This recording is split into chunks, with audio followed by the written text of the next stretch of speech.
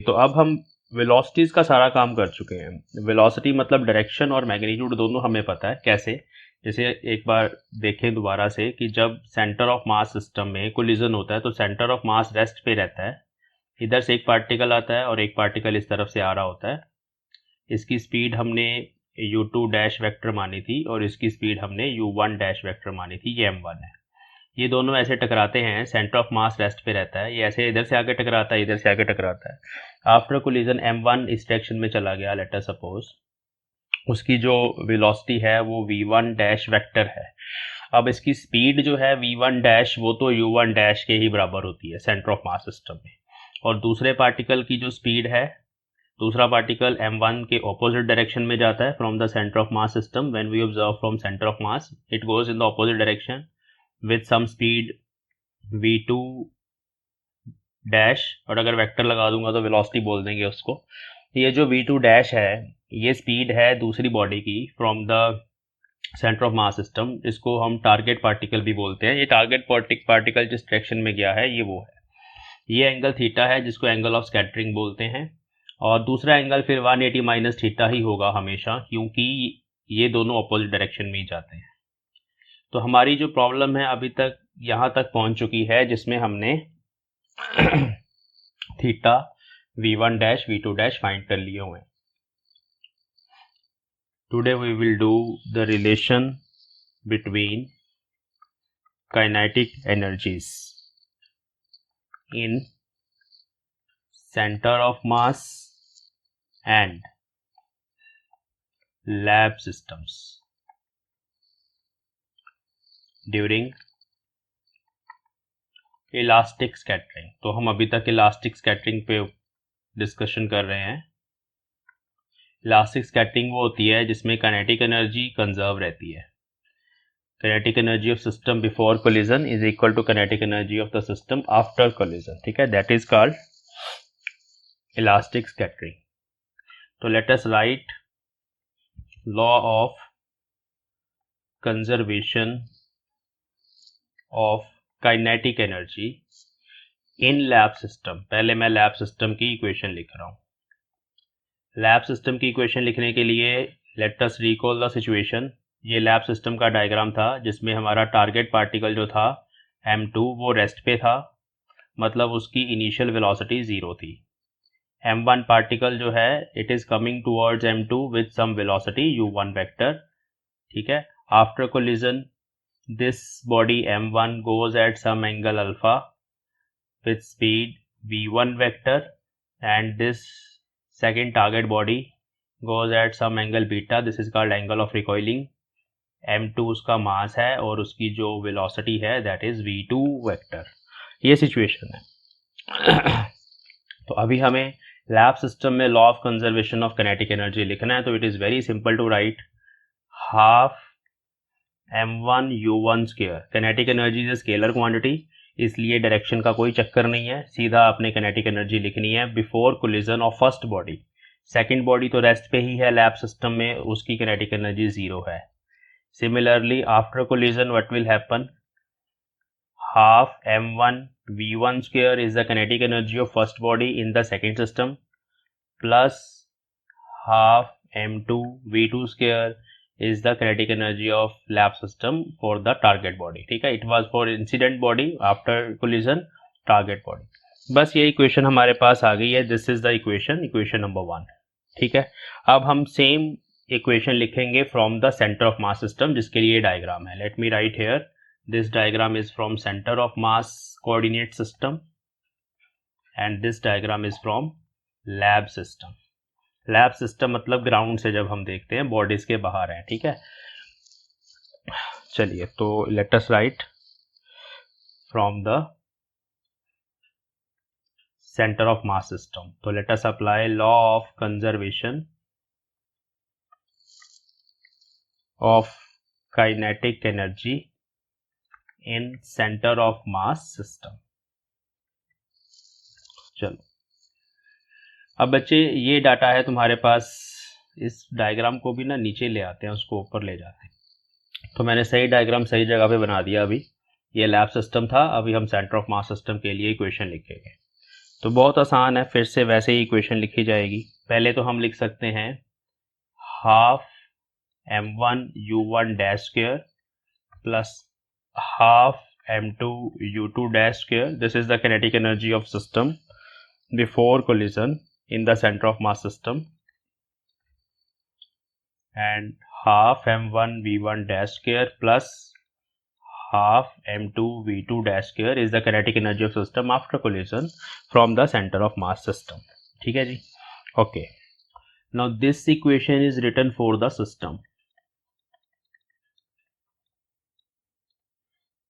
System of two particles. ठीक है जी, बट एज यू रिमेंबर कि सेंटर ऑफ मास सिस्टम में तो v1 डैश जो है वो u1 डैश के बराबर होता है, ये हम ऑलरेडी प्रूव कर चुके हैं, और v2 डैश जो है वो u2 डैश के बराबर होता है।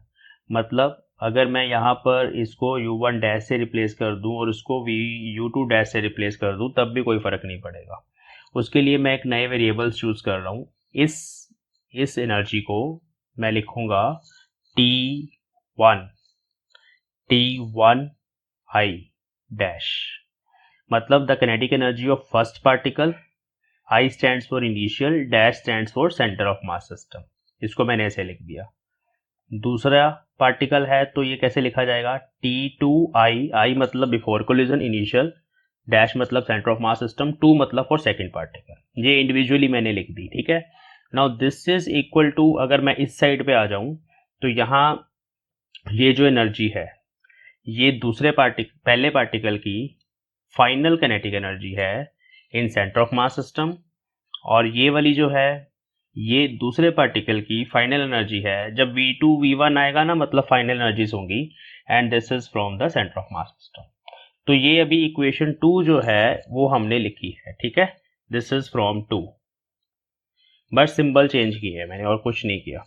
अब बच्चों यहाँ पे ये चीज़ क्लियर है कि we can write this equation for individual particles के लिए लिख सकते हैं। कैसे, क्योंकि देखिए इंडिविजुअली भी ट्रू है, ये इंडिविजुअल काइनेटिक एनर्जी है पहली बॉडी की। अब यहाँ पर v1 डैश u1 डैश के बराबर है, तो हमारे पास दो रिलेशंस और आती हैं। वो आती हैं कि अगर हम अलग अलग पार्टिकल के लिए भी लिखें तो T1F डैश जो होगा वो T1I डैश के भी बराबर है, अलग अलग इंडिविजुअली भी बराबर है। सिस्टम के लिए तो है ही है क्योंकि इलास्टिक स्कैटरिंग पढ़ रहे हैं, बट इंडिविजुअल पार्टिकल्स के लिए भी ट्रू है। तो मैं यहाँ लिख रहा हूँ ऑल्सो दिस इज ट्रू।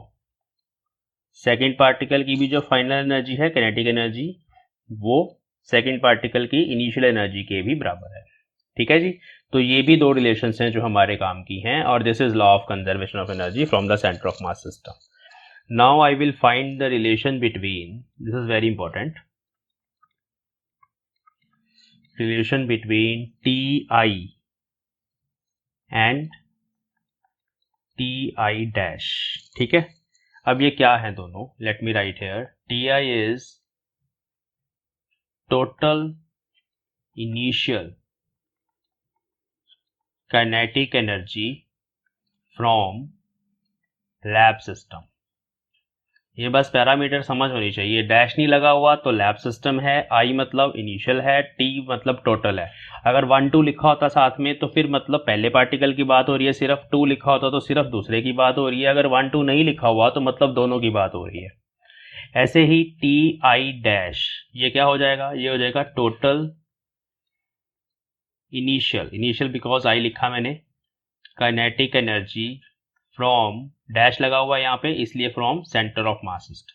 ये सिंबल्स का मतलब पहले समझ लो। ठीक है, अब दोनों एक्सप्रेशंस मेरे पास हैं। Let us divide Ti by Ti dash. तो Ti मैंने अभी लिखा था हाफ m1 u1 स्क्वायर, बिना डैश के आएगा। ठीक है, और Ti डैश जो है वो है half m1 u1 dash square plus half m2 u2 dash square. Total की बात हो रही इसलिए दोनों को लिखा मैंने। तो this is equation number 5। Okay, now यहाँ पर बच्चों जो u1 डैश है, here I can write u1 dash has, मैं पहले ऑलरेडी ये सब कुछ कर चुके हैं हम, m2 u1 upon m1 plus m2, ये हमने जब law of conservation of momentum लगाया था। सिमिलरली जो u2 डैश है उसको हम पुट कर सकते हैं m1 u1 upon m1 plus m2। ये फॉर्मूले याद रखने हैं, अब ये बहुत बार यूज हो चुके हैं गैलीलियन ट्रांसफॉर्मेशंस के बाद। इनको हम यहाँ सब्स्टिट्यूट करेंगे तो ti अपॉन ti डैश बन जाएगा। ऊपर तो वही रहेगा बच्चे, half m1 u1 square. Basically हमने ऐसा क्यों किया है, क्योंकि हम यहाँ पे कुछ कटिंग वगैरह करके फाइनल एक्सप्रेशन बनाना चाहते हैं। और I can write u1 dash in terms of u1 and u2 dash in terms of m1 u1। ठीक है, वो हम कर सकते हैं, इसलिए किया। तो हाफ m1 ऐसे ही रहा, u1 डैश की जगह इस पूरी टर्म का स्क्वायर आएगा क्योंकि यहाँ स्क्वायर है ना।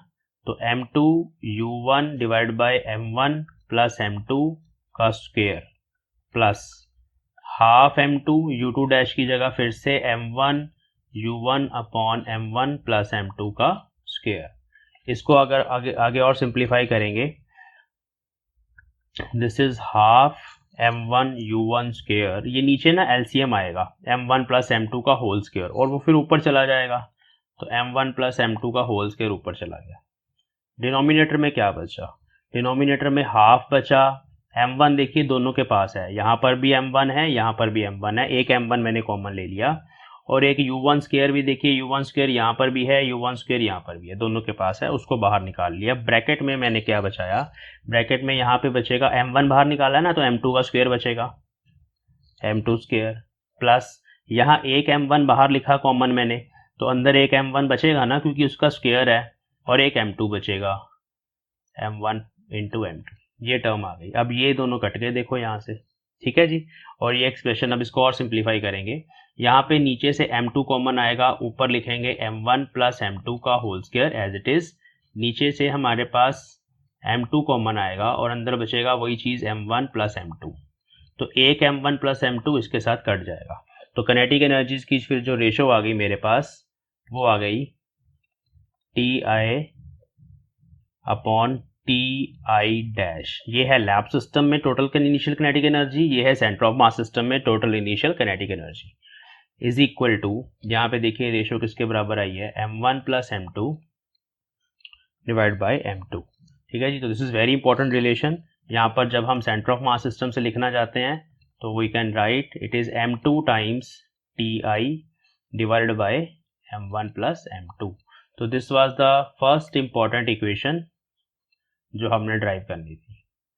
हाँ जी, किस किस में है रिलेशन पता चल गया। This is the relationship between total initial kinetic energy from lab system which is equal to this vector, total initial kinetic energy from center of mass system which is equal to this vector। ये ratio या ये relation जो है वो इसके बराबर है, which is very easy to learn। ठीक है, मतलब अगर आपके पास डायरेक्ट न्यूमेरिकल प्रॉब्लम आ गई कि लैब सिस्टम में हमारे पास जो काइनेटिक एनर्जी है टोटल सिस्टम की वो है मान लीजिए 100 जूल, पार्टिकल के मासेस आपको गिवन है, तो सेंटर ऑफ मास सिस्टम में आप टोटल एनर्जी इनिशियल लिखना चाहते हो तो आप इस फॉर्मूले से फाइंड कर सकते हो। एक और यहाँ पर ध्यान देने वाली बात है, ये वाला जो फैक्टर है बच्चे m2 upon m1 plus m2, ये वाला factor this is less than 1 है ना। तो here as m2 upon m1 plus m2 is less than 1, therefore ti dash, ये जो आएगा आंसर मेरे पास सेंटर ऑफ मास सिस्टम से टोटल एनर्जी आएगी इनिशियल वाली, वो कम होगी एज कंपेयर टू ti। ठीक है, that will be less than ti। तो ये भी एक इंपॉर्टेंट फॉर्मूला है जो हमें रिजल्ट ड्राइव करना होता है, तो इसको याद रखना। ओके, अब ये ऐसा क्यों है, जब हम सेंटर ऑफ मास सिस्टम से देख रहे हैं बॉडीज को तो काइनेटिक एनर्जी कम आ रही है, टोटल इनिशियल काइनेटिक एनर्जी कम आ रही है हमारे पास। जब हम लैब सिस्टम से देखते हैं तो टोटल इनिशियल काइनेटिक एनर्जी ज़्यादा होती है, तो कहाँ चली जाती है वो एक्स्ट्रा वाली जो काइनेटिक एनर्जी है, वो जो एक्स्ट्रा वाली काइनेटिक एनर्जी है जो कि इसके बराबर होगी, किसके बराबर होगी, ti माइनस ti डैश, इतनी होगी ना। ये एनर्जी चली जाती है, इट गोज टू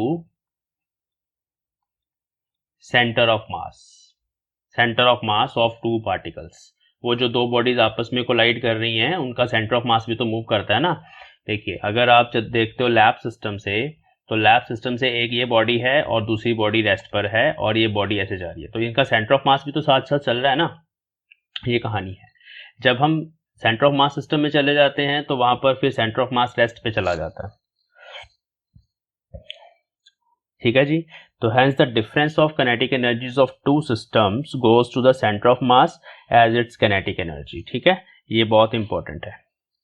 अब हम वही चीज फाइंड करेंगे, we will find the kinetic energy of centre of mass. Centre of mass की काइनेटिक एनर्जी कितनी है, जो डिफरेंस है वहां से आएगी। Let us go to the next sheet. हाँ जी बच्चों, नेक्स्ट टॉपिक है हमारा relation between Ti, Ti dash and TCM। ठीक है, ये तीन चीजों में अभी हमें रिलेशन फाइंड करनी है। आई होप अभी आपको पता है ये तीनों चीजें क्या हैं। मैं डायरेक्ट एक्सप्रेशन लिख के आपको बता देता हूं कि ये क्या है तीनों चीजें। देखिए, Ti है हमारे पास,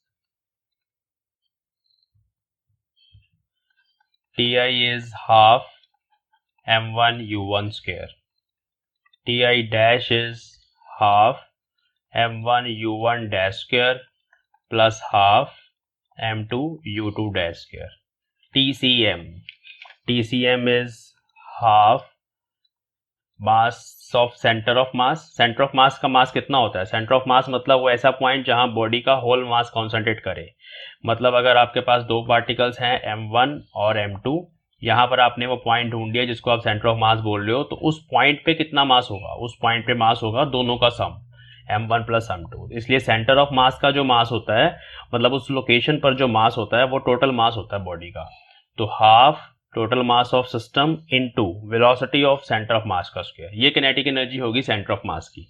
हमें इन तीनों पैरामीटर्स में क्या रिलेशन है उसको फाइंड करना है। ठीक है, चलिए बहुत इजी है इसको फाइंड करना। देखिए ध्यान से कैसे करना है। Let us start from this equation Ti dash which is half m1 u1 dash square plus half m2 u2 dash square. ठीक है, यहाँ पे हम बच्चों पुट करेंगे u1 डैश। u1 डैश जो है, अगर हम उसकी गैलीलियन ट्रांसफॉर्मेशन देखें तो वो था u1 vector minus velocity of centre of मास, ये मुझे पता ऑलरेडी। और जो u2 डैश है बच्चे, वो है हमारे पास u2 माइनस v। ठीक है, अब u1 माइनस v जो है उसका हमें मैग्नीट्यूड लिखना है। चलो ये एज इट इज रहेगा। U2 हमें पता है जीरो है ना, लैब सिस्टम में जो टारगेट पार्टिकल है वो रेस्ट पे है, U2 जीरो है, इसलिए ये सिर्फ माइनस वी वेक्टर के बराबर है। हमें इनका मैग्नीट्यूड चाहिए, हमें चाहिए U1 डैश का स्क्वायर, मतलब इसके मैग्नीट्यूड का स्क्वायर। मैग्नीट्यूड का आप ऐसे लिख सकते हो U1 minus we, U1 minus we, इसका हमें चाहिए होल स्क्वायर यहाँ पे। ठीक है, ये हमें चाहिए और यहाँ फिर पुट करेंगे। इसको सॉल्व भी कर लेते हैं। ये बनेगा u1 square plus V square minus 2u1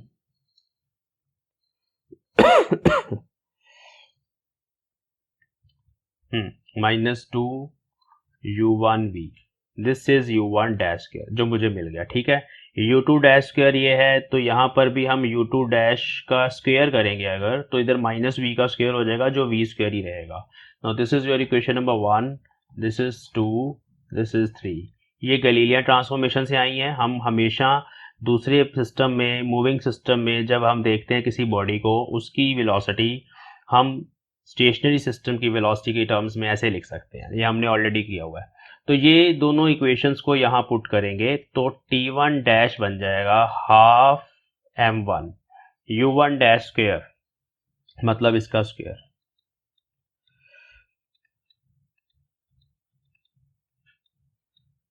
plus half m2 u2 dash square मतलब v स्क्वायर। तो ये एक इक्वेशन मेरे पास आ गई है बच्चों।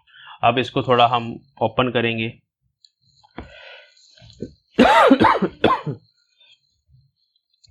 Half m1 u1 square plus half m1 v square minus half और 2 कट गया, m1 u1 v plus half m2 v square. This is T1 dash. Now using capital V velocity of centre of मास जो इसके बराबर है m1 plus m2, m1 u1 upon m1 plus m2, तो यहाँ पे हम इसको ऐसे लिख सकते हैं m1 plus m2 times v is equal to m1u1। जो यहाँ पर है ना फैक्टर m1u1, उसको हमने ये चीज़ सब्स्टिट्यूट कर देनी है। ठीक है, तो इसी के साथ साथ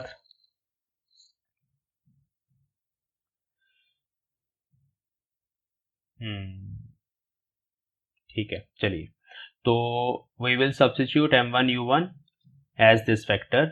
तो ti dash half m1u1 square, हाँ जी, प्लस ये वाली टर्म लिख रहा हूँ मैं हाफ m1v स्क्वायर, प्लस इसको लिख रहा हूँ मैं half m2v square, minus m1u1 की जगह ये चीज़ सब्स्टिट्यूट कर रहे हैं m1 plus m2 into v। ठीक है, और एक v यहाँ पड़ा हुआ है इसलिए उसका स्क्वायर। इसको लिख सकते हैं half m1u1 square plus half v square common m1 plus m2 minus m1 plus m2 into V square. अब आप यहाँ देखिए ये दोनों एक ही जैसे ही फैक्टर्स हैं, है ना, तो इसको इसमें से माइनस कर सकते हैं। तो half m1u1 square as it is minus हो जाएगा। ये देखो प्लस में हाफ है, माइनस में हाफ नहीं लगा हुआ, तो minus half m1 plus m2 v square. तो ये आपके पास फाइनल रिलेशन आ गई। इसको आप ऐसे लिख सकते हो, ये ti डैश तो ऐसे ही रहेगा is equal to what is this? This is the initial kinetic energy of system in lab system, half m1u1 square। आप ये पिछली स्लाइड में देख सकते हो, half m1u1 square was ti and this factor is tcm। तो ये हमारे पास tcm है। ठीक है, इसका मतलब वही आ गया, tcm को उधर ले जाओ जो हम ऑलरेडी बात कर रहे थे। This is actually ti minus ti dash. तो मतलब कि जो लैब सिस्टम से जो किनेटिक एनर्जी होती है वो बड़ी होती है, सेंटर ऑफ मास सिस्टम से टोटल किनेटिक एनर्जी छोटी होती है, और उन दोनों का जो डिफरेंस होता है वो kinetic energy of centre of मास के बराबर होता है। तो this is very important relation. Let me right here again, kinetic energy of centre of mass in elastic collision is equal to kinetic energy from lab system minus total kinetic energy from center of mass system। तो ये relation बहुत important है, इसको भी हमें drive करने के लिए पूछा जा सकता है। न्यूमेरिकल प्रॉब्लम्स के लिए आपने इसको याद रखना है। हाँ जी बच्चों, तो नेक्स्ट हमें फाइंड करनी है relation between T1i dash T2i dash, ठीक है, comma and T1f dash comma T2f dash. मतलब हमें बेसिकली इन दोनों की आपस में क्या रिलेशन है वो फाइंड करनी है, और इन दोनों की आपस में क्या रिलेशन है वो फाइंड करनी है। यहाँ पर जो T1i डैश है दैट इज, यहाँ पे जो T1i डैश है that is the kinetic energy of first particle, initial kinetic energy of first particle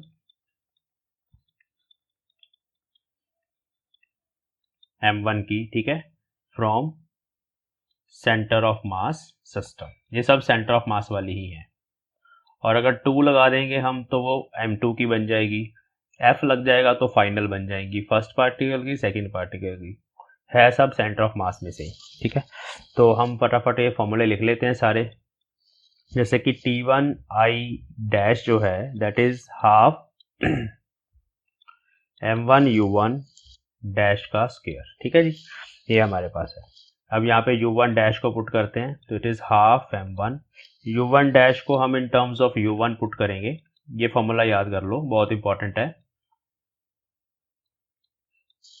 इसका स्क्वायर आ गया। इसको थोड़ा सिंप्लीफाई करेंगे तो हम इसको लिख सकते हैं m2 upon m1 plus m2 का स्क्वायर, ये चीज़ मैंने अलग कर दी, और इसको हाफ m1u1 स्क्वायर हमने अलग कर दिया। ठीक है, ये हमारे पास आ गया relation. Similarly I will right 2T2i dash from centre of mass system which is half m2u2 dash square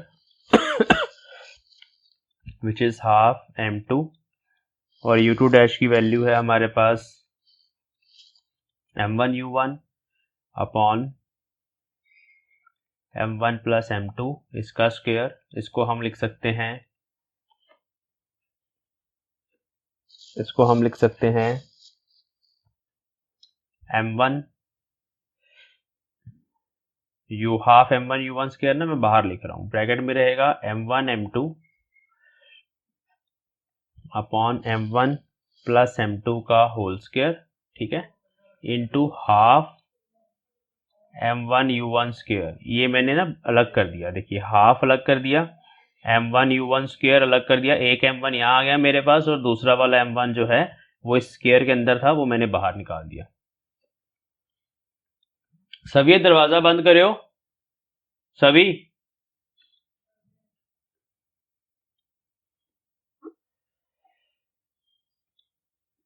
हाँ जी बच्चों, तो अब जस्ट हम इन दोनों को डिवाइड कर देंगे, तो आप देख सकते हो क्या क्या कटेगा। यहाँ u1 डैश नहीं है, यहाँ u1 है, ठीक है।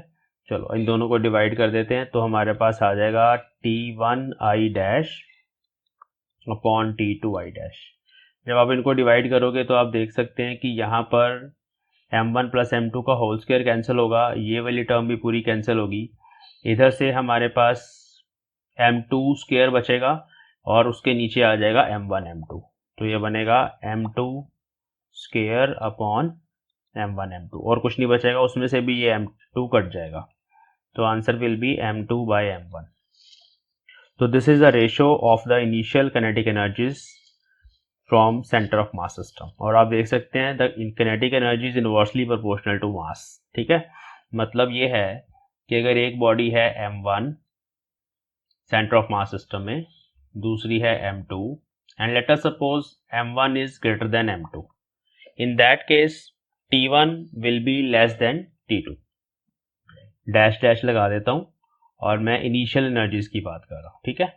अगर मासेस डिफरेंट हैं, ये वाली बॉडी बड़ी है, ज्यादा मास है उसका, तो उसकी काइनेटिक एनर्जी कम होगी from the centre of mass system before collision, ठीक है। तो ये रेशियो जो है ये बहुत इंपॉर्टेंट है, इसको हम दोबारा लिख लेते हैं, t1i dash upon t2i dash is equal to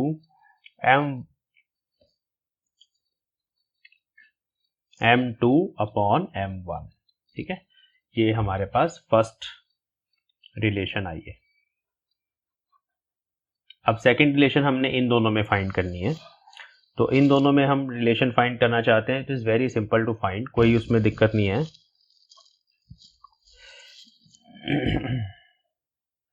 हाँ जी, कैसे करेंगे देखिए, t1 f डैश जो है बच्चे, that is half m1 v1 dash square, ठीक है, वो v1 डैश स्क्वायर है, बट हमें पता है कि v1 dash is equal to u1 dash from centre of mass, तो वो u1 डैश स्क्वायर बन गया। ऐसे ही अगर t2 f डैश लिखेंगे तो वो half m2 v2 dash square है, but v2 dash is equal to u2 dash from the centre of mass system. We already have proved these things कि final speed जो है इनिशियल स्पीड के बराबर ही रहती है सेंटर ऑफ मास सिस्टम से। अब ये दोनों एक्सप्रेशन तो यही बन गए ना जो हम यहाँ पे ऑलरेडी यूज कर रहे थे, तो मतलब यहाँ पर भी फिर रेशो सेम आ जाएगी। Therefore similarly you can write t1 f dash upon t2 f dash की जो रेशो है वो भी m2 बाय m1 के ही बराबर आएगी, ठीक है। तो ये भी है, तो इनिशियल काइनेटिक एनर्जीज की रेशो भी मासेस के इनवर्सली प्रोपोर्शनल होगी, और फाइनल काइनेटिक एनर्जीज की भी रेशो भी जो है वो मासेस के इनवर्सली प्रोपोर्शनल होगी।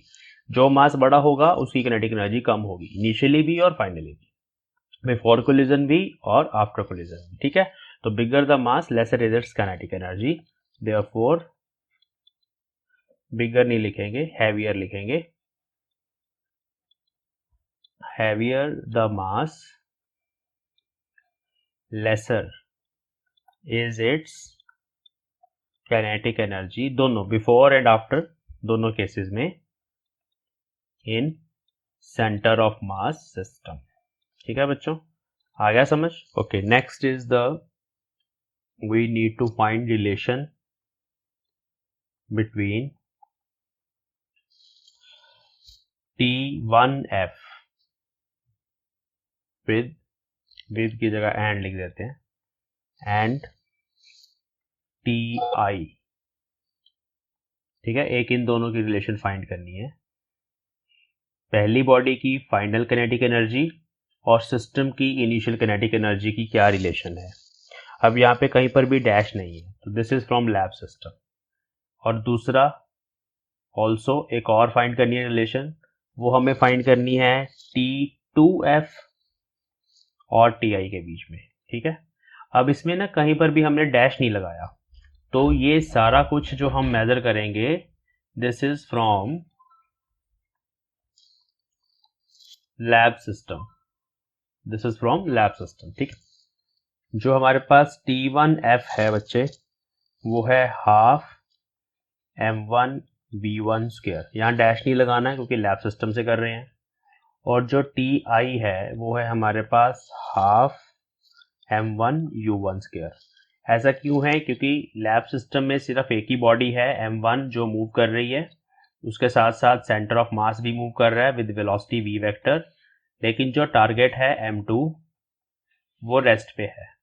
तो टारगेट की कोई स्पीड नहीं है, U2 0 है, U2 वेक्टर 0 है, U1 वेक्टर की वैल्यू है जो मैंने यहाँ पे पुट कर दी in the initial kinetic energy.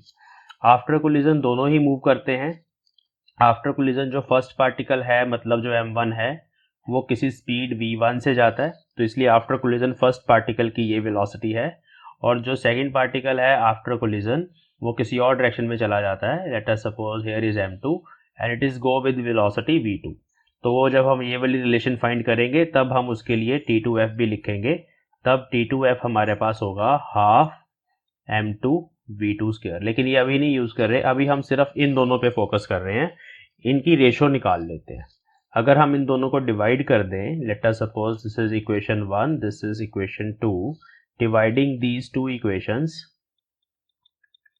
ये तो कट जाएगा, हाफ M1 कट जाएगा, it is V1 square upon U1 square. यहाँ तक ठीक है।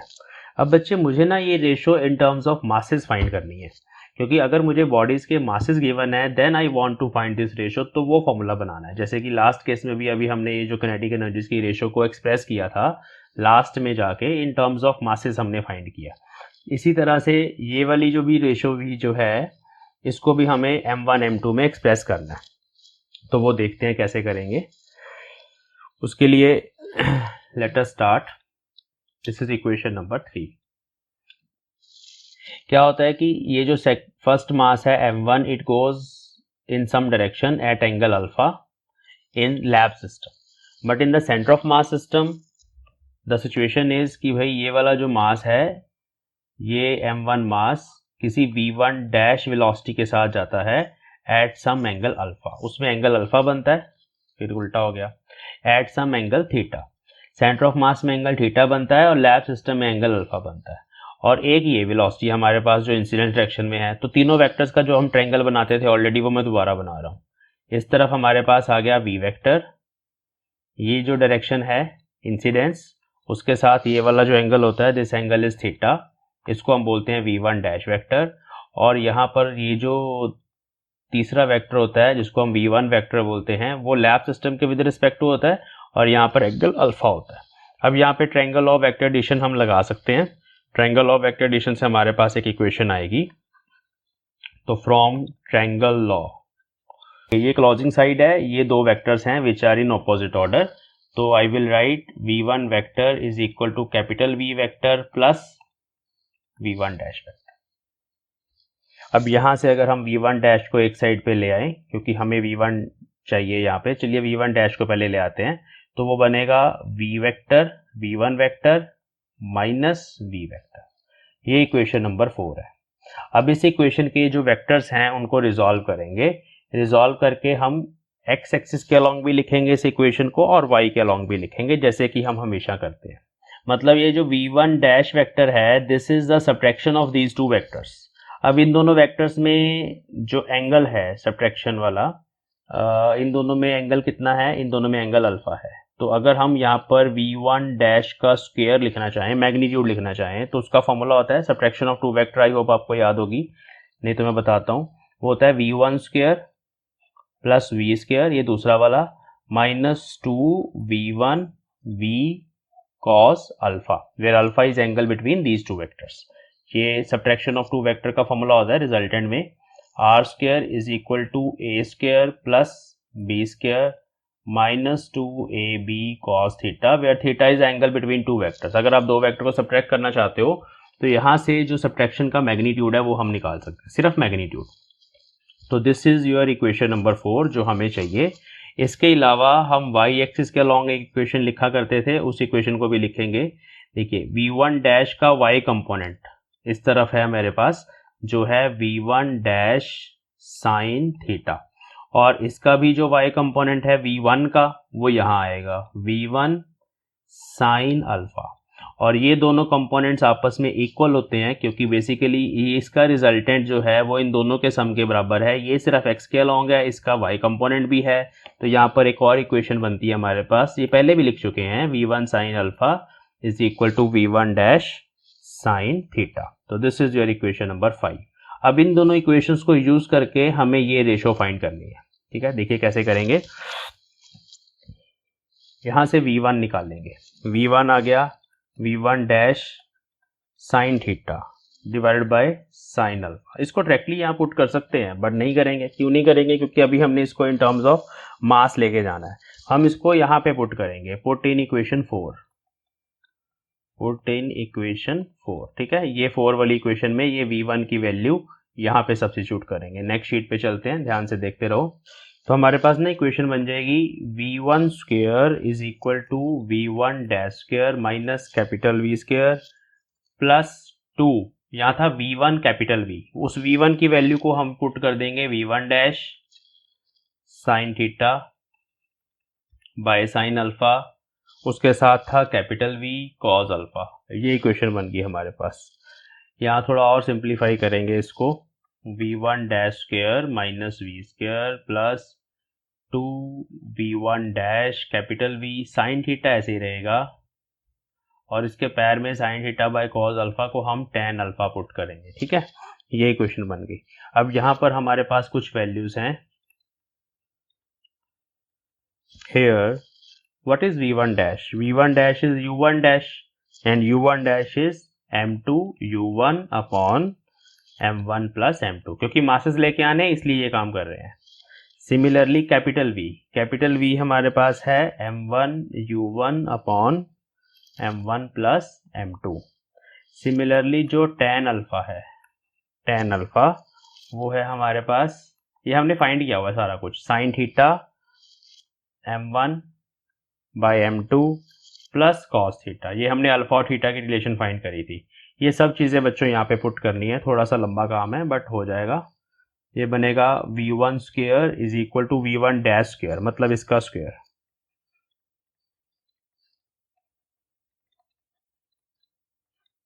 इसका स्क्वायर हो गया। ठीक है, माइनस V स्क्वायर मतलब इस टर्म का स्क्वायर,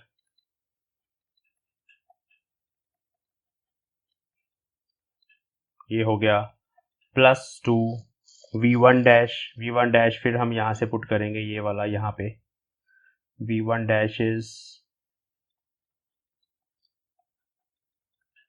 इसको ब्रैकेट में ले लेते हैं। ठीक है, कैपिटल V ये पुट करेंगे, बस पुट करते जाओ, इजी है, सॉल्व तो आसानी से हो जाना है। साइन थीटा को एज इट इज रहने देते हैं अभी, लेकिन नीचे जो tan अल्फा है उसको ये पुट करेंगे तो साइन थीटा आएगा नीचे, और ऊपर चला जाएगा m1 by m2 plus cos theta, ये ब्रैकेट में रखना है। ठीक है, साइन थीटा से साइन थीटा कट गया। यहाँ पे बाकी जो चीज़ें हैं उनको थोड़ा सिंप्लीफाई करेंगे, देखते हैं कॉमन फैक्टर है कोई। देखो 3 टर्म्स हैं, ये टर्म है, ये है और ये सारी टर्म है। इसमें से कुछ कॉमन है हमारे पास, तो वो है u1 स्क्वायर तीनों जगह है, और m1 प्लस m2 भी तीनों जगह है। तो u1 square upon m1 plus m2 का स्क्वायर है। देखिए नीचे भी ये दोनों मल्टीप्लाई हो रहे हैं, यहाँ भी स्क्वायर है, यहाँ भी स्क्वायर है। इस चीज़ को कॉमन निकालते हैं अंदर ब्रैकेट में। यहाँ से देखिए m2 स्क्वायर बचा, यहाँ से देखिए m1 स्क्वायर बचा, यहाँ से देखिए प्लस 2m1 m2 बचा, क्योंकि u1 स्क्वायर तो बाहर चला गया ना, तो 2m1 m2 बचा, और बाकी कुछ नहीं बचा ब्रैकेट में, यही है m1 by m2 plus cos of theta. इसको बंद करेंगे और ये भी ब्रैकेट बंद करेंगे। ठीक है, चलिए आगे चलते हैं। इसको अंदर मल्टीप्लाई करेंगे अभी 2m1 m2 को, जब यहाँ मल्टीप्लाई करेंगे तो नेक्स्ट शीट पे चलते हैं। v1 स्क्वायर निकाल रहे हैं बच्चों हम, v1 square is equal to u1 square upon m1 plus m2 का होल स्क्वायर है। और जब आप उसको, एक तो पहले था m2 स्क्वायर माइनस था m1 स्क्वायर, पीछे चलते हैं, ये दोनों टर्म्स लिख दी मैंने। अब इसको जब मैं अंदर मल्टीप्लाई करूंगा तो m2 कटेगा, यहाँ बचेगा प्लस 2m1 स्क्वायर, और इससे मल्टीप्लाई होगा तो बचेगा plus 2m1 m2 cos theta, दो टर्म्स आएंगी। तो एक बनेगी plus 2m1 square plus 2m1 m2 cos theta. तो ये हमारे पास नेक्स्ट जो है इक्वेशन बनेगी। अब इसमें से भी हम देख लेते हैं कुछ सॉल्व हो रहा है, इन दोनों को माइनस करेंगे ना, तो ये प्लस m1 स्क्वायर बन जाएगा, u1 square upon m1 plus m2 का whole square, this is v1 square, और यहाँ बन गया m2 square plus m1 square plus 2m1 m2 cos of theta. हमें चाहिए v1 square by u1 square, इसको नीचे ले आएंगे ना अभी हम, तो बन जाएगा बस v1 square upon u1 square. और बाकी ये जो फैक्टर है इसको हम थोड़ा सिंप्लीफाई और कर सकते हैं, let us do that also.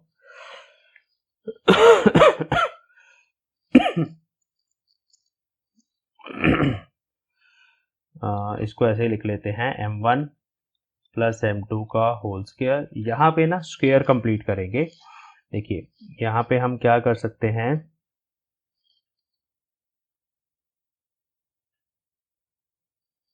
हाँ यहाँ पे इस इक्वेशन में देखना जरा मेरे ध्यान से, क्या करूँगा मैं, एज इट इज लिख दिया अभी तक तो मैंने, लेकिन उसमें मैं प्लस 2m1 m2 कर रहा हूँ और माइनस 2m1 m2 कर रहा हूँ। जो मैंने यहाँ किया वो मैंने यहाँ ख़त्म कर दिया। तो अभी इन तीनों को मिला के स्क्वायर कंप्लीट करेंगे, यहाँ से 2m1 m2 कॉमन निकालेंगे तो ये इक्वेशन थोड़ी आसान हो जाएगी। जस्ट सिंपली हम इक्वेशंस को थोड़ा इजी फॉर्म में लिखने के लिए ये सब कुछ कर रहे हैं।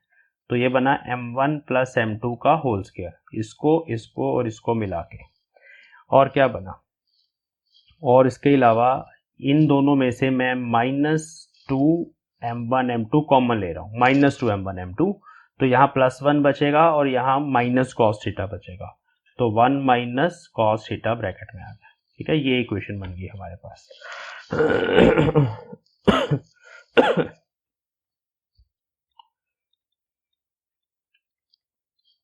v1 बाई u1 स्क्वायर की जो रेशो है इसके बराबर आ गई। अब बच्चों इस m1 प्लस m2 का होल स्क्वायर को अंदर ले जाएंगे। जब हम इसको अंदर ले जाएंगे तो यहाँ कट जाएगा और यहाँ पर हमारे पास m1 प्लस m2 का होल स्क्वायर आ जाएगा। तो let us do that also.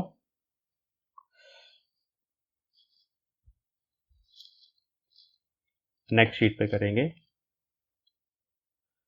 v1 square upon u1 square is equal to, देखिए पीछे चलो वापस, ये टर्म नीचे जाएगी, यहाँ कट जाएगी, 1 आएगा और यहाँ इसके नीचे ये टर्म एज इट इज आ जाएगी स्क्वायर की फॉर्म में। तो ये बनेगा 1 minus 2m1 m2 upon m1 plus m2 का whole square into 1 minus cos theta. ठीक है जी, और यही रेशो जो है बच्चों वही हमारे पास एक्चुअली T1F बाई T2F है। Therefore sorry, T1F by T2F नहीं है, यही रेशो जो है वो हमारे पास T1F बाई TI है ना। यही तो था v1 square by u1 square जो हमारी इक्वेशन थी। तो मतलब ये रेशो इसके बराबर आ गई, 1 minus 2m1 m2 upon m1 plus m2 का whole square into 1 minus cos theta. इसका मतलब है बच्चों कि in the lab system the ratio of kinetic energy of the first particle after collision to the total kinetic energy depends upon theta, कि वो particle कौन से एंगल पे जा रहा है, स्कैटरिंग एंगल पे डिपेंड करेगी और मासेस पे डिपेंड करेगी। तो this is very important relation, इसको याद करना है।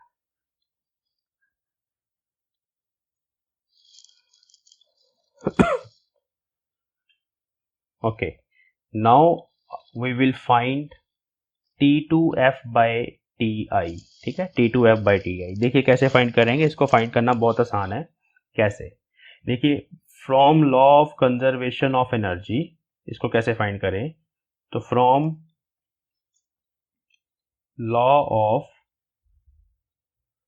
Conservation of kinetic energy, total initial energy of system is equal to total final energy of system. Total final energy of system मतलब पहले पार्टिकल की प्लस दूसरे पार्टिकल की जो टोटल काइनेटिक एनर्जी है उसके बराबर रहेगा। ऐसा क्यों होगा, क्योंकि बच्चों हम पढ़ रहे हैं इलास्टिक स्कैटरिंग। इलास्टिक स्कैटरिंग में काइनेटिक एनर्जी कंजर्व होती है ना, इसलिए हम ऐसा लिख सकते हैं। अब यहाँ से अगर हम T2F फाइंड करना चाहें तो T2F होगा Ti माइनस T1F, ठीक है, ये आ जाएगा हमारे पास। अब हम इसको डिवाइड कर देते हैं, dividing both sides by Ti, तो ये चीज़ आ जाएगी। Ti से डिवाइड कर दो, दोनों तरफ कर देते हैं, तो T2F/Ti बन जाएगा यहाँ पे total initial energy of system. यहाँ 1 बन जाएगा जब Ti से डिवाइड करोगे, यहाँ बचेगा T1F/Ti, और T1F/Ti की वैल्यू ये है हमारे पास। वो सारी वैल्यू यहाँ पे पुट करोगे, 1 माइनस ये सारा फैक्टर करेंगे ना, तो यहाँ माइनस हो जाएगा, -1 आ जाएगा, यहाँ प्लस हो जाएगा, तो सीधा ही रेशो आ जाएगी T2F/Ti is equal to 2m1m2 upon m1 plus m2 का whole square into 1 minus cos theta. ठीक है जी, तो ये रेशो दूसरी आ गई हमारे पास जो हमने फाइंड करनी थी। इसको भी हम सेव करके रखते हैं। तो ये हमारे रिजल्ट्स हैं बच्चों जो हमें इस टॉपिक में करने थे कि what is the ratio of the kinetic energies of first particle with total kinetic energy and kinetic energy of second particle divide by total kinetic energy, but this is with respect to the lab system. Centre of mass नहीं है कहीं पर भी, dashes कहीं पर नहीं लगे हुए, ये सारी रेशियोज हम लैब सिस्टम में निकाल रहे हैं। हाँ जी बच्चों, तो ये ना रेशियोज आ गई काइनेटिक एनर्जीज की इन द लैब सिस्टम। इसमें थीटा जो है that is angle of scattering, but this is from the centre of mass system. हम इस एक्सप्रेशन को अल्फा और बीटा की टर्म्स में भी लिख सकते हैं, वो भी लिखेंगे, और इसके स्पेशल केसेस भी हैं। स्पेशल केस है कि अगर ये दोनों मासेस आपस में इक्वल हुए तो ये एक्सप्रेशन क्या बनेगा वो हमने देखना है। तो उसके लिए हम इन दोनों एक्सप्रेशंस को नेक्स्ट शीट पे ले जाते हैं पहले। हाँ जी बच्चों, तो ये रेशियो है फर्स्ट पार्टिकल की काइनेटिक एनर्जी की with the total kinetic energy in lab system. This is the ratio of second particles kinetic energy with total energy in the lab system. Theta is angle of scattering, but this is from the centre of mass system. अब हम बच्चों इसको alpha में भी लिख सकते हैं। एक स्पेशल केस डिस्कस करेंगे। वो स्पेशल केस है कि अगर ये दोनों पार्टिकल का मास बराबर हो, m1 m2 के इक्वल हो, तो हमें उस केस में पता है कि अल्फा और थीटा में क्या रिलेशन होती है। हमने ऑलरेडी फाइंड करी हुई है, alpha is theta by 2। You can revise from the previous lectures. This is the relation between alpha and theta. अब ये दोनों चीजें हम यहाँ पे पुट कर देंगे, जहां जहां m1 m2 है वहां पे हम m पुट कर देंगे और थीटा को अल्फा बाय 2 भी पुट कर देंगे। ठीक है, तो देखिए क्या बनेगी। ये वाली इक्वेशन पहले बनाएंगे, T1F/Ti, this is 1 minus 2m square upon, नीचे भी m प्लस m है तो 2m हो गया, 2m का होल स्क्वायर, नीचे आ गया 2m का whole square, 1 minus cos theta.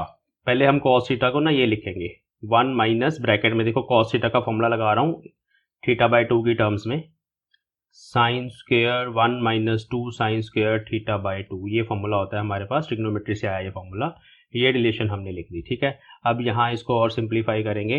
This is 1 minus 2m square by 4m square, यहाँ 1 से 1 कट जाएगा, माइनस इन अंदर जाके प्लस हो जाएगा, 2 साइन स्क्वायर थीटा बाय 2 की जगह अल्फा पुट कर रहे हैं। ठीक है, यहाँ m स्क्वायर से m स्क्वायर कट गया, यहाँ ये 2 कट गया, ये 2 से ये 2 कट गया, सब कुछ देखो कितना आसान हो गया। 1 minus sign square alpha, 1 minus sign square alpha is cos square alpha. ठीक है, तो ये रेशो हमारे पास आ गई सिंपली T1F/Ti। लैब सिस्टम में चले गए हम अब बिल्कुल, तो that is equal to cos square alpha. This is important relation. मतलब अगर आपको एंगल ऑफ स्कैटरिंग पता है फर्स्ट पार्टिकल का इन द लैब सिस्टम, तो बच्चों फिर हम क्या कर सकते हैं, फिर हम यहाँ पर जस्ट उस एंगल ऑफ स्कैटरिंग को सब्स्टिट्यूट करके उसका कॉस कैलकुलेट करके, स्क्वायर कैलकुलेट करके काइनेटिक एनर्जीज की रेशो फाइंड कर सकते हैं। This is also very important relation. अब यहाँ पर हम इसको इन टर्म्स ऑफ बीटा भी लिख सकते हैं, उसमें भी कोई दिक्कत नहीं है। कैसे? क्योंकि हमें अल्फा और बीटा की रिलेशन पता है, तो वो मैं लिख रहा हूँ यहाँ पे also alpha plus beta is always 90 degree. अगर आपको याद हो, ये रिजल्ट भी हमने ड्राइव किया हुआ है कि लैब सिस्टम में angle of scattering plus angle of recoiling, इन दोनों का जो सम होता है वो 90 डिग्री होता है। तो alpha is 90 degree minus beta. जब आप अल्फा को 90 डिग्री माइनस बीटा पुट करोगे तो cos square alpha will be equal to sine square beta. तो वो भी आप लिख सकते हो in terms of beta, same relation लिखी जा सकती है, तो वो मैं यहाँ पे लिख सकता हूँ। यहाँ आप कर लो ऑल्सो, ये जो रेशो है T1F divided by Ti, this is also equal to sine square beta. This is in terms of angle of recoiling, this is in terms of angle of scattering. Alpha is angle of scattering, this is angle of recoiling. तो ये दोनों फॉर्मूले उस special case के लिए हैं जब दोनों पार्टिकल के मासेस, जो कोलाइड कर रहे हैं पार्टिकल, उनके मासेस बराबर होंगे। तो ये काइनेटिक एनर्जीज की जो रेशो है वो इन फॉर्मूलों से हम डायरेक्टली फाइंड कर सकते हैं, कोई दिक्कत नहीं है उसमें। यहाँ पे आ जाते हैं सेकंड इक्वेशन पे, इसमें भी सेम कॉन्सेप्ट लगाएंगे, यही वाला केस हम करने वाले हैं। T2F बाई Ti, ये भी फाइंड करते हैं, देखते हैं क्या होता है। Put M1 is equal to M2 is equal to M and theta is equal to alpha by 2 put करना है यहाँ पे। तो ये बनेगा T2F upon Ti is equal to 2m square, नीचे वही सेम फैक्टर है 4m स्क्वायर, यहाँ बना 1 माइनस ब्रैकेट में 1 minus 2 sine square theta by 2, ये फॉर्मूला लगा दिया मैंने, ठीक है। नेक्स्ट स्टेप में इसको सॉल्व कर देते हैं, यहाँ 2 बचा तो 1 बाई 2, ये 1 से कटा, ये माइनस साइन अंदर जाके प्लस हो गया 2 sine square alpha theta by 2 is equal to alpha. ये मैंने गलत लिखा है यहाँ पे, alpha is equal to theta by 2 है, ठीक है। तो theta by 2 is equal to alpha आ गया, ये यहाँ पे दोनों कट गए, तो हमारे पास ये रेशो आ गई फिर से T2F by Ti is equal to sine square alpha. वो साइन स्क्वायर अल्फा है, और ऐसे ही वो अल्फा बीटा का रिलेशन लगा दोगे यहाँ पे तो कॉस स्क्वायर बीटा बन जाएगा। तो this is the next result which is important. याद भी कर लेते हैं इसको अभी, ये पीछे से ना T1F वाली रिलेशन भी मैं वहीं पे लिख रहा हूँ, तो अभी याद हो जाएगा, देखना फिर। T1F की टोटल एनर्जी के साथ जो रेशो है वो है कॉस स्क्वायर अल्फा या साइन स्क्वायर बीटा। तो ये बस थोड़ा ध्यान रखना है कि कहाँ पे अल्फा आना है, कहाँ पे बीटा आना है, 1 के केस में क्या आना है, 2 के केस में क्या आना है। देखने में दोनों फॉर्मूले एक जैसे लग रहे हैं, तो ये फाइनल रिजल्ट्स हैं, ये आपने तब लगा देने हैं डायरेक्टली जब आपको दोनों मासेस इक्वल दिए जाएंगे, ठीक है। अब एक एग्जांपल आपको यहाँ पे करवाते हैं। देखो हमें डाटा क्या गिवन है, एग्जांपल में हमें क्वेश्चन में गिवन है कि कोई पार्टिकल है, उसका मास m है, वो किसी काइनेटिक एनर्जी के साथ आया विच इज 10 जूल, ठीक है, समझने के लिए 10 जूल काइनेटिक एनर्जी से वो आया। दूसरा पार्टिकल रेस्ट पे है, उसका भी मास m है, ठीक है। आफ्टर कोलिजन एक पार्टिकल, पहला पार्टिकल इधर चला गया, दूसरा पार्टिकल इधर चला गया। एंगल्स दे दिए हमें, बोल दिया हमें कि ये angle late us suppose 60 degree है और ये एंगल 30 डिग्री है, ये हमें गिवन है। हमें निकालनी है final kinetic energy of both the particles, ठीक है। तो बहुत इजी है, ये हमारे पास है। पहले फर्स्ट पार्टिकल के लिए final kinetic energy of first particle, मतलब m1 की बात कर रहे हैं, वो आ जाएगा सीधा answer cos square alpha into Ti। तो कॉस स्क्वायर अल्फा, अल्फा यही वाला एंगल होता है, आपको याद है, this is angle of scattering, 60 degree यहाँ पुट करना आपने इंटू Ti। कॉस 60 की वैल्यू 1/2 होती है, 1/2 का स्क्वायर करेंगे हम तो 1/4 आ जाएगा, और answer will be Ti is 10, तो आंसर विल बी 10/4 जूल, मतलब 2.5 joule kinetic energy first particle की बचेगी। ये आंसर आ गया सीधा ही। अब दूसरे की कितनी बचेगी आप सीधा भी बता सकते हो, law of conservation of kinetic energy तो होल्ड कर ही रहा है। टोटल 10 जूल थी, उसमें से 2.5 जूल काइनेटिक एनर्जी इसको मिल गई, बाकी बची 7.5 जूल, वो दूसरे के आंसर से आ जाएगी। यहाँ से जब हम कैलकुलेट करेंगे तो 7.5 जूल आना चाहिए। Let us see, T2F is equal to cos square beta है उसमें, देखो ये फॉर्मूला देख लो, कॉस स्क्वायर बीटा है into T I. Cos square beta मतलब 30 डिग्री पे है, तो कॉस 30 की वैल्यू √3/2 होती है। √3/2 का स्क्वायर करेंगे 3/4 आ जाएगा, और इंटू 10 इसको सॉल्व कर लेंगे, ठीक है। तो ये बन गया 30/4, 7 पे चला गया, फिर 5 पे चला गया, ठीक है। तो 7.5 जूल, ये दूसरा आंसर आ गया। चाहे आप डायरेक्टली कर लेते वहां से, 10 जूल टोटल एनर्जी, उसमें से 2.5 ये चलेगी, तो इसको कितनी मिलेगी, 7.5 जूल।